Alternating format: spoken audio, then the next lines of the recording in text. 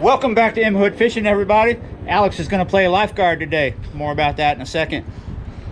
If you don't know what this is, it's called the Rusty Rainbow. It's a bridge that goes over the railroad tracks and gets you into Crescent Park. Now, I wasn't planning on doing this spot today until I saw a message this morning that a subscriber was out here yesterday and got his cast net hung up at that spot I was fishing the other day. And he said, if you can get it unstuck, you can have it. So Alex is here to play along. We're gonna try and get it out. Let's go look at it. I have no idea where it's at. It's somewhere near where we were fishing the other day. I see it, and it looks like I'm not gonna go swimming, dang it. I was, right there to the side. Now, I believe he told me that it was to the right of where I was standing at 8:21 in the video. But I was in such a hurry this morning. I woke up at 6 and I had to do a bunch of stuff and get somewhere and meet someone and lift a bunch of heavy stuff till I could come out here and fish and show y'all my beautiful face. So I didn't have time to look to see where he meant. I was worried that he'd thrown it over there past that I-beam, and right there means that I would have to go swimming. That's why Alex came down. But Alex was curious about getting a flathead out of here. So we're gonna help Alex get some flathead, and we're gonna look for white bass. Basically, we're gonna try and put those two species in this video, but let's get this net out. Wet feet. I'm always getting my feet wet. There we go.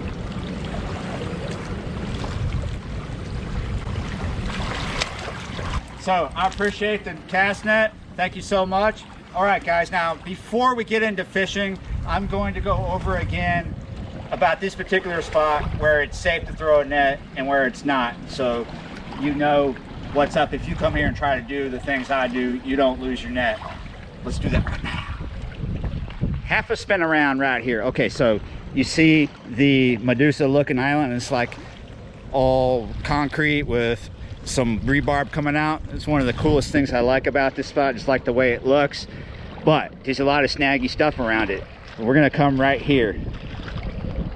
You want to throw your net right in here. That's not so snaggy. You don't want it to get too close to that. Maybe throw it about a foot before that. 4-foot nets work best. If you try to open up some huge net right here, you're gonna catch stuff. Now them shads seem to run right through there, so it's not bad. And then the other spot where I never get hung up is right in here. You see what I'm standing on right here? See where that is in relationship? Here we go. You'll see back here. You see that? Throw in here. Places you don't want to throw, sometimes it'll fool you. You would think that's okay because you can walk out there, right? It's shallow, but there's rocks and stuff like broken concrete there that you'll hang up, and that goes on an incline. You know, it's going down, so it gets deeper the further you get out. You see where this rebarb right here is coming up? That's about over my belt or deeper. And then if you look over here, you see this dark line in the water? That's an I-beam.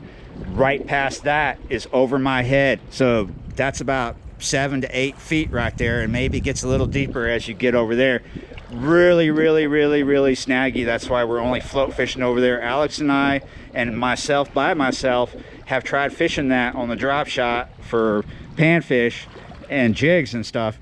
It is extremely snaggy. There's rope down there, there's rebarb down there, there's concrete, so you don't want to have to go in that portion of the water to get a net back because it could be dangerous.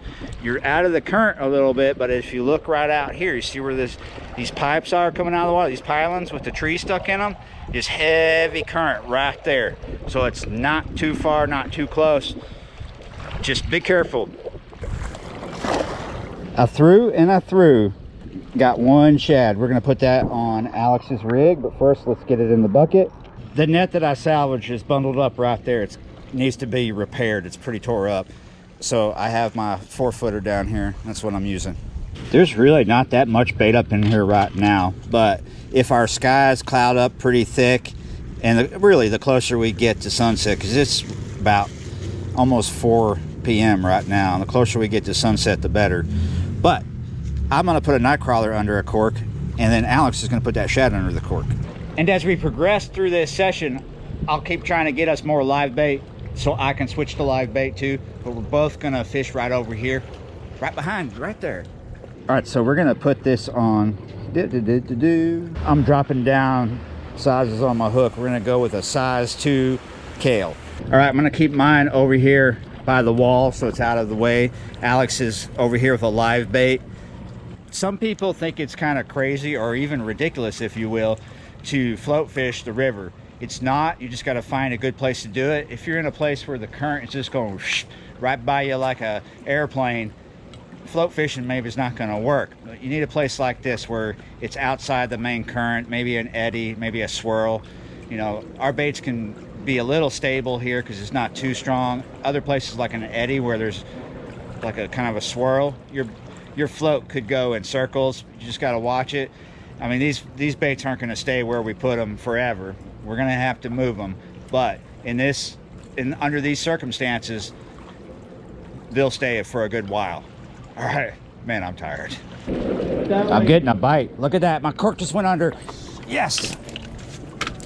Oh, jeez. Still got it. Still got it. I'm in the wrong crack.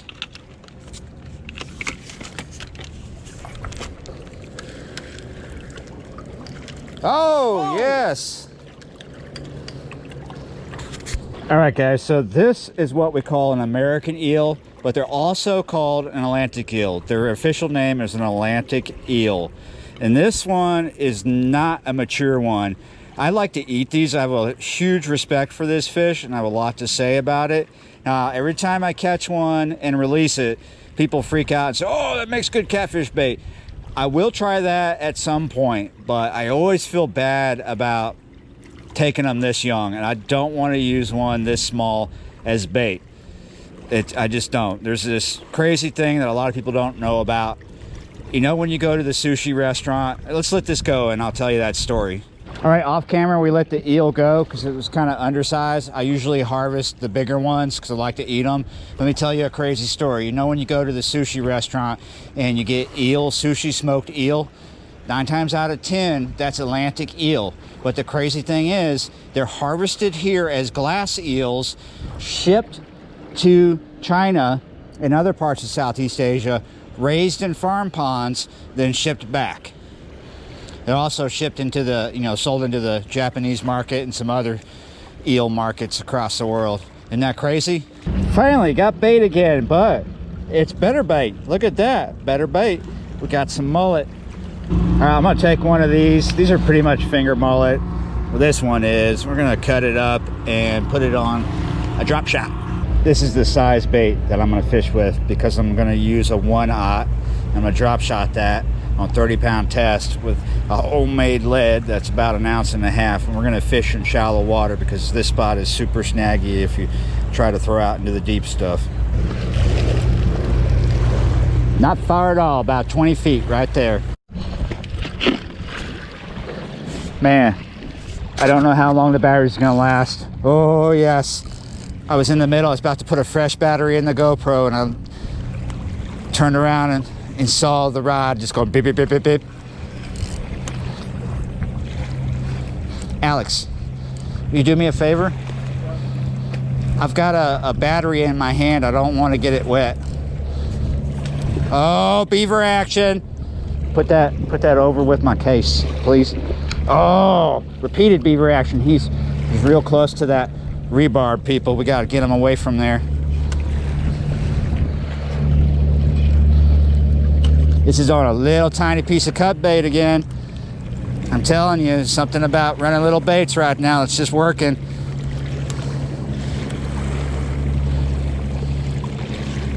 Again, in pretty shallow water. It's not that 26-pounder we got the other day, but that's a decent fish.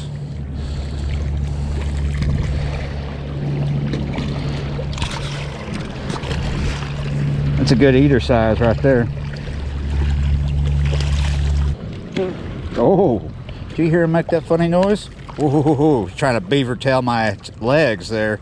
Almost 10 pounds. Wow, 9.90. You could call that 10 if you wanted, but it's just really, really close. Wow. On the tiniest piece of mullet, this is what I got. That is awesome. I'm pretty pleased. Let's get some more light on you. Yeah, you're right. There he goes. Not my best release, but he's ready to go. What's going on here? White bass. Oh, I'm so jealous now. Look at that. Look at the size of it. That's much bigger than anything I've been hitting out here. I've been throwing stuff like this too. You're throwing the bigger one. I was throwing all the small. Maybe be careful throwing that size here, Alex. You'll lose it. I lost mine here. Yeah, You got to fish it fast. That's a nice one. I'm proud of you. Yeah, thanks. Nice. So that is a 1/4 ounce, right? 1/4 ounce, yep. That's the 1/4 ounce. Is that from Academy? This is the actual Rooster Tail brand. Oh, that's a name brand. Yeah, it says Rooster Tail. Such an awesome sunset again. I like this spot for the sunsets. So we're gonna close it out right here. Before we go, I want to say thanks for the cast net. Next time, better luck. That's really, really cool. I'll go home and fix it and try to use it later on. So fishing wasn't that great here today, but we did both catch fish, which was pretty cool. I'm really happy to see a big white bass. I mean, that white bass he got was superb. That is encouraging, because all the white bass that I've caught here recently were really small. So it's good to see the bigger ones are starting to come up. Remember, if the shad are here or where you're fishing, the white bass will be too. If the shad aren't up in there, the white bass aren't going to be there yet. So we had to get to where we almost had no light to start seeing a good amount of shad come up in here. All right, so it'll be a while before I come back here, a few days, but until then, like, share, comment, and subscribe to the channel if you haven't already, and I will see you next time.